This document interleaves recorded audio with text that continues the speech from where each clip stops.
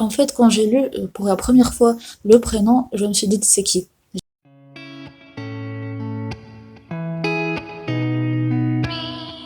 Yo todos, j'espère que vous allez bien. Pour ma part, ça va super. On se retrouve aujourd'hui pour un tout nouveau vlog où je vais me relire tous les Harry Potter.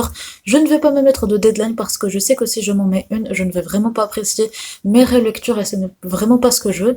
Donc j'ai déjà commencé un des Harry Potter pour les cours et c'est le quatrième Harry Potter, Harry Potter et la Coupe de Feu. Donc je vais vous faire en même temps un petit update. Donc jusqu'à maintenant, j'apprécie vraiment ma relecture, mais il y a deux petits trucs qui me dérangent, qui ralentissent en fait ma relecture. Et ces deux petits trucs, c'est déjà de un, le style d'autrice. J'ai vraiment cette impression qu'il y a une différence entre le style d'autrice en VF et en VO. Et ça m'a ralenti, ça m'a surprise au début de l'histoire. Je m'attendais pas à ça. Mais en même temps, je sais pas si c'est ça, le problème vient de moi, si c'est mes souvenirs, ou si c'est vraiment, il y a vraiment une différence entre la VF et la VO, parce que je n'ai lu les Harry Potter qu'une seule fois, et c'était quand même il y a longtemps. Donc cette différence, je vais vous en reparler plus tard dans le vlog pour voir si c'est vraiment moi ou c'est il y a vraiment une différence entre la VO et la VF.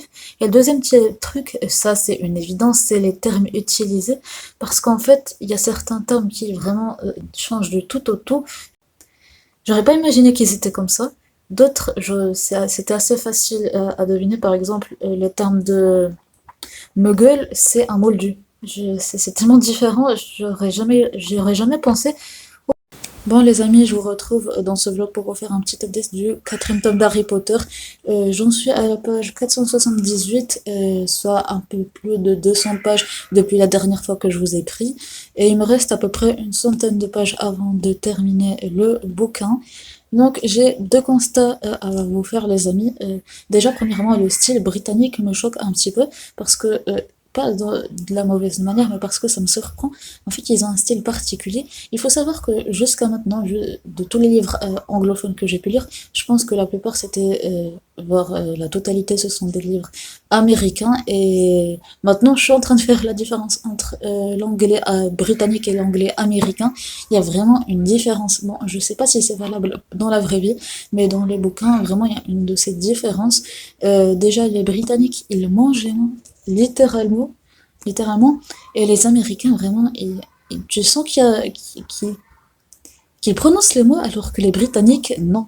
Ils ne prononcent pas les mots, ils les mangent littéralement. Et ça m'a surprise et je m'y fais toujours pas jusqu'à maintenant. Peut-être que je m'y ferai si je lisais plus de livres britanniques, mais ça c'est à voir. Bref, à part, on va passer au deuxième point, c'est le changement de nom. Donc en VO et en VF, il y a certains noms qui sont littéralement pas les mêmes.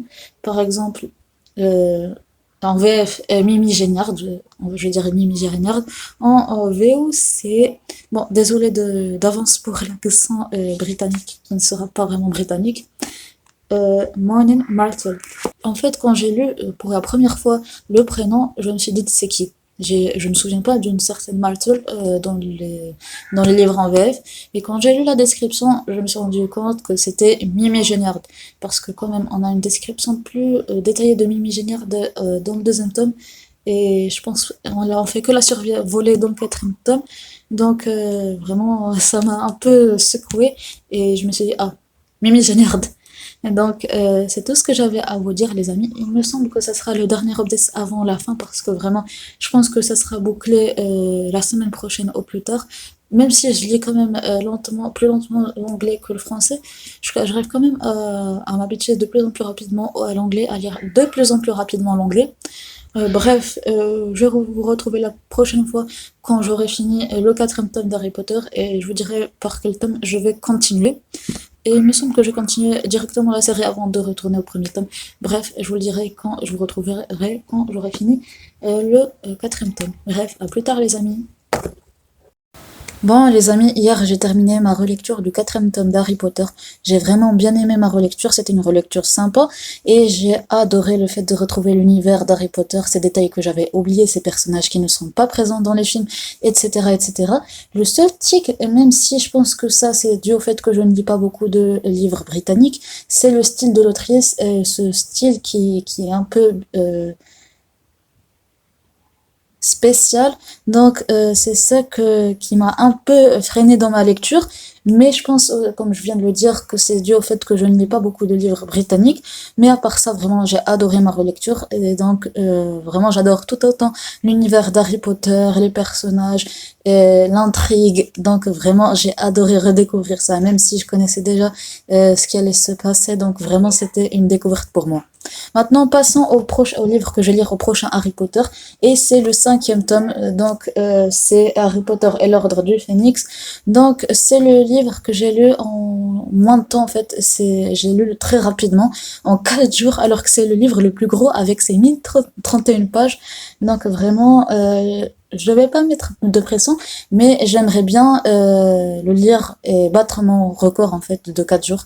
Vraiment, à voir, mais je vais pas me mettre de pression. Je vais le lire chill et à voir si je vais le lire aussi rapidement que la première fois. Donc, je vais me mettre tout de suite à ma relecture et j'espère qu'elle me plaira tout autant que celle du 4. Donc, je vais vous retrouver quand j'aurai bien avancé dans ce cinquième tome. À plus tard, les amis.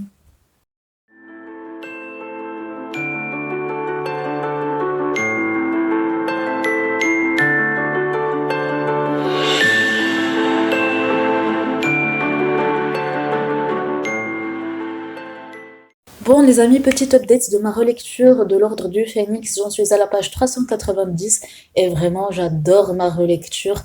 Je pourrais avoir un deuxième coup de cœur pour ce cinquième tome, si ce n'est deux points qui me dérangent énormément. Déjà, premièrement, et je pense que plusieurs Potterheads me rejoindront sur ce point-là, et c'est Ombrage. Vraiment, je déteste ce personnage. Je l'avais complètement oublié au début de ma lecture, jusqu'au moment où elle apparaît pour la première fois, et je me suis dit à ce moment-là, ah oui, cinquième tome équivaut à Ombrage, équivaut à pire personnage, l'un des pires personnages en fait de la saga, et vraiment je la déteste pour ce qu'elle fait subir à l'école, ce qu'elle fait subir aux élèves, etc. Mais vraiment je la déteste et je l'avais complètement oublié, vraiment je la déteste. Et deuxième point, c'est Harry. Harry, pourquoi? Déjà pour son comportement, vraiment il m'exaspère, pour ses pensées aussi, pour ce qu'il fait. Donc, en fait, je vais vous donner un exemple avec un petit spoil du comportement que je déteste le plus chez lui. Par exemple, on va dire Ron, il est rentré dans l'équipe de Quidditch en tant que batteur et ils ont joué plusieurs matchs. Ron a réussi à préserver mieux que quiconque depuis des années l'équipe de Quidditch et il a gagné très rapidement en popularité auprès de l'équipe. Au lieu d'être heureux pour lui, Harry va dire pourquoi est-ce qu'il m'a battu? Moi, je suis là depuis bien plus longtemps que lui. Je vais à faire gagner à 150 points directement à l'équipe. J'ai réussi à faire gagner pendant 3 ans d'affilée la Coupe de Quidditch à mon équipe, à ma maison. Pourquoi est-ce que lui, il gagne en popularité plus rapidement que moi? Il m'a battu. Pourquoi? Donc, vraiment, c'est l'un des comportements qui m'exaspère le plus. Et vraiment, ça me dérange. Donc, il n'arrête pas de préciser, je n'ai pas voulu de cette popularité qui m'a été attribuée lors de la mort de mes parents. Bah, pour moi, quand il pense ça, quand il pense ça, en fait, pour moi, c'est qu'il cherche en fait cette popularité d'une certaine manière. Quoi qu'il dise pour moi, c'est qu'il cherche la popularité parce que vraiment, il n'arrête pas d'être en colère contre ses amis pour ça. Et vraiment. Je le déteste pour ça, en fait. J'avais complètement oublié ça, cette facette d'Harry. Je déteste cette facette d'Harry. Je conçois qu'il soit en crise d'adolescence, etc. Mais pour moi, tu te comportes pas comme ça avec ton meilleur ami qui a toujours été là pour toi, qui t'a toujours soutenu, qui était toujours là dans ton ombre à subir l'ombre, en fait, ta popularité, en fait. On l'a jamais reconnu comme il était, mais on l'a toujours reconnu comme étant le meilleur ami d'Harry Potter et vraiment c'est ce que je déteste chez lui, c'est cette facette-là de c'est moi qui ai fait et donc c'est moi qui dois avoir. Donc vraiment je déteste ça. Vraiment c'est l'un des points les plus négatifs que j'ai pu remarquer dans ce cinquième tome. Et même dans le quatrième tome, j'ai réussi à comprendre ça, j'ai réussi à remarquer ça. Et vraiment c'est ce que j'ai détesté chez Harry. Il n'arrive pas à reconnaître le fait que Ron soit une personne à part entière et qu'il ait le droit d'être meilleur que lui dans certaines choses et vraiment c'est ce que j'ai détesté chez lui. J'espère que ça s'effacera dans les tomes 6 et 7 parce que je pense que vraiment que je vais continuer sur ma lignée, lire les tomes 6 et 7 avant de retourner sur les 3 premiers tomes de cette saga. Donc je vais vous retrouver un peu plus tard quand j'aurai bien avancé dans ma lecture. Donc, je vous dis à plus tard, les amis.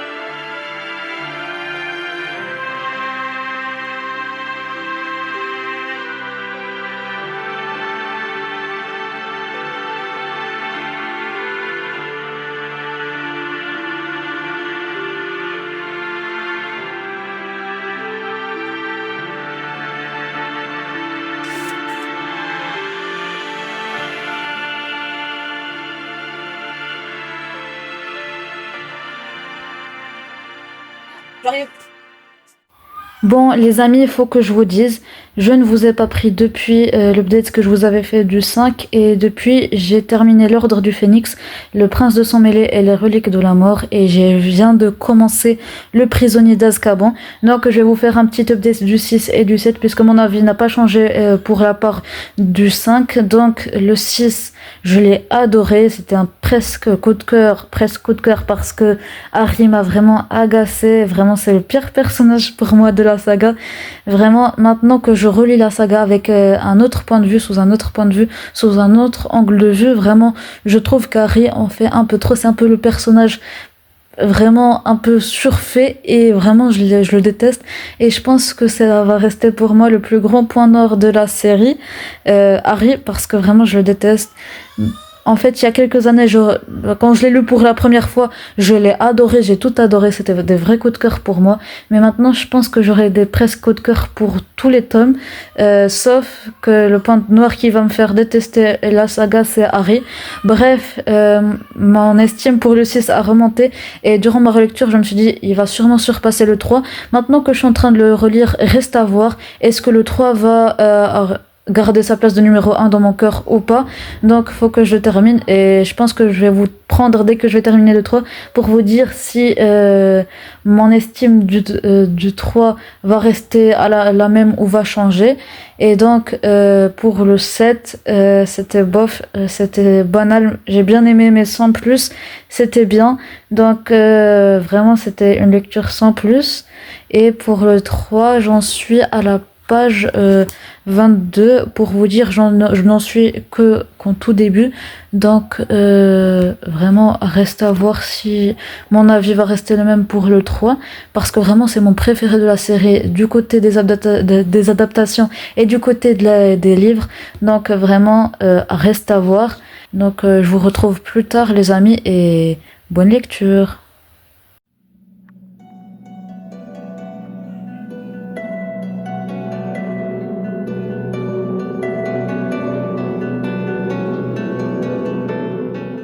les amis, je vous retrouve enfin dans ce vlog pour le clôturer, puisqu'en effet depuis la dernière fois que je vous ai pris, j'ai pu terminer les 3 tomes qui me restaient à lire d'Harry Potter, soit Le Prisonnier d'Azkaban, La Chambre des Secrets et L'École des Sorciers. Donc je vais vous donner un petit avis final sur cette relecture de la saga tout entière. Donc c'était une relecture bien sympa, j'ai adoré retrouver l'univers, vraiment c'était génial.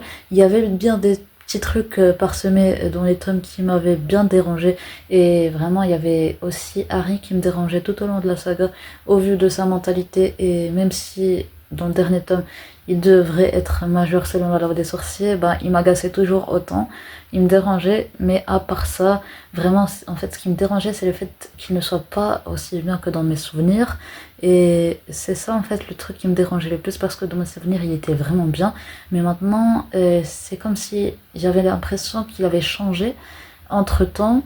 Je pense que en fait ce qui a changé c'est le fait que j'ai grandi, et que entre temps, entre la première lecture et cette relecture, j'en ai fait plusieurs autres, vraiment je pense que c'est ça qui a fait la différence, le fait que lors de ma première lecture je n'avais pas lu autant de livres que maintenant, et je pense que c'est ça qui a fait la différence. Bref, à part Harry et les quelques petits points qui m'ont dérangé par-ci par-là tout au long de la série, vraiment c'était une bonne relecture, j'ai adoré retrouver l'univers, le style de l'autrice que j'ai un peu parfois trouvé jeunesse et répétitif aussi. Bref, j'ai adoré retrouver le style, les personnages, et la plume de l'autrice, et vraiment c'était génial, et j'ai adoré cette relecture, ça m'a fait replonger dans de bons souvenirs, et je pense que prochainement je vais me refaire les films. Je pense que ça serait une bonne idée de vidéo, me refaire les films en très peu de temps. Bref, c'est une bonne relecture, et maintenant je pense que je vais vous faire un petit classement de cette relecture. Je pense que ça n'a pas beaucoup changé en fait depuis ma première lecture, parce que mon top 1 était Le Prisonnier d'Azkaban, et mon dernier, le livre que j'ai le moins aimé, c'est le premier tome, et ça n'a pas changé, parce qu'en effet j'ai tout de même préféré le 3e tome au 6e, et donc le 6e tome vient en 2e position. Après, c'est un peu un fourre-tout. C'était déjà un fourre-tout en fait dans mon premier classement. Genre le premier tome, le premier tome en dernière position et le 3e en première. Après, c'était vraiment, c'était tous mes préférés. Ils étaient sur le même niveau. Il n'y en avait pas vraiment un qui était meilleur que l'autre. Et je pense que à part le 6e tome qui a pris sa position de 2e dans ce classement, il n'y a pas de changement. C'est genre un fourre-tout. Ils ont le même niveau, parce que je les ai tous adorés au même niveau, et vraiment c'est ce qui est génial avec Harry Potter, c'est que d'une certaine manière la magie reste toujours là, les personnages sont d'une certaine manière toujours les mêmes, et c'est ça ce que j'ai adoré, et vraiment c'est le truc que j'ai le mieux aimé en fait dans cette saga. Donc là, les amis, c'est la fin de ce vlog. J'espère que ça vous aura plu, que ça vous avait diverti. Donc là, je suis en train de vous présenter le vlog où je découvre Musso et Fioretti. Donc si ça vous intéresse, à tout de suite les amis.